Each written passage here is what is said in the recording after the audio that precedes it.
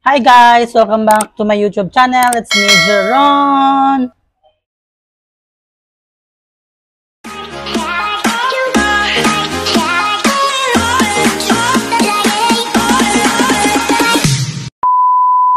So hi guys! So for today's video guys is that nalang ko I have something to share to all of you guys na kasi first time ko nakahawak ng bagong 1,000 piso bill, and then I so love it. Sobrang ganda, sobrang nipis guys, and actually guys hindi to sa akin. First time ko kasi nakahawak ng 1,000 piso bill, and then actually guys, ang tip guys, ang sabi ng ano tawag dyan, ang Bangko Sentral ng Pilipinas, pwede lang siya mapiko, pero dili yun asin yung gabi nga pagkalukot, kaya I think bawal na po na siya, ma-feel na kung dili na siya mapalit kung gabi pagkapiko, and then gabi pagka-crumpled sa 1,000 piso bill. And also, bawal na siya sulatan, bawal magbutang-butang og mga sulat-sulatan na contact number, kaya unlike sa mga piso bill na to before, like 20, 100, 50s, 200, 500, and 1,000, ang guban ginabutang-butangan nila og mga numbers, then mga signature. So nice juga siya guys, and then grabe ka nipis, i-compare nato siya sa A4 nga bond paper, mas nipis pa ni siya.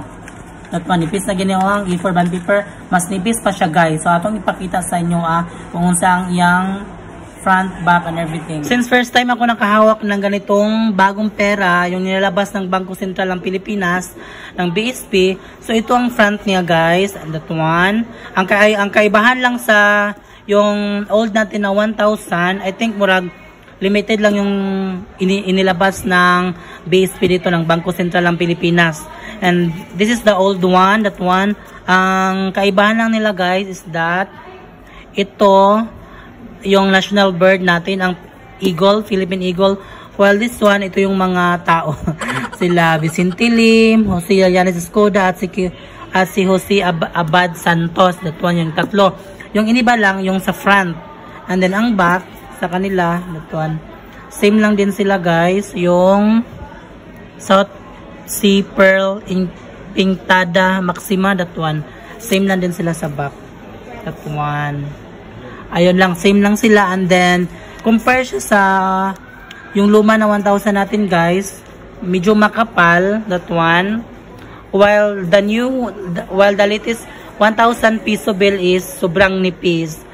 Bawal siya makrumpled ng over. Pwede siya ipiko kasi yung iba piko ng pagbayad sa amin ng customer, that one. Pwede rin siya, sabi ng BSP. And then ito, pwede siya i-crumple pero dili yun siya advisable nga i-crumple ng money kay bawal yun na siya. And then this one, grabe guys, sobrang ganda. Oh, diba? Look at that one. Sinashare ko lang sa inyo guys kasi this is my first time, so na nakatanggap, nakahawak ng ganitong, nakahawak ng bagong 1,000 piso bill na inilabas ng Bangko Sentral ng Pilipinas, at one. Bawal siya i-crumpled ng over, pwede siya mapiko, basta dili yun siya kayo nga, grabe yun kayo, and then bawal lagyan ng mga signature, numbers, and everything, kasi bawal yan baka, So that's it lang. So, grabe talaga guys, sobrang ganda talaga ng inilabas ng bagong pera ng Bangko Sentral ng Pilipinas. I think limited lang yung inilabas nila guys. And then, look at the detail. That one. Kasi first time ko nakahawak ng ganito, sobrang saya ko. Kasi nakikita ko na sa online, and then, as in, merong nagbayad na customer sa amin. And then, ayun. Sinishare ko lang kasi kino-compare ko yung luma at saka yung bagong pera na nilabas ng Bangko Sentral ng Pilipinas.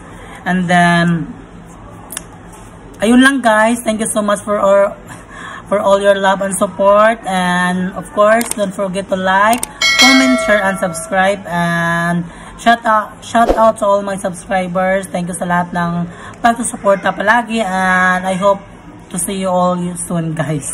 Thank you so much for watching, and God bless us all. See you next time.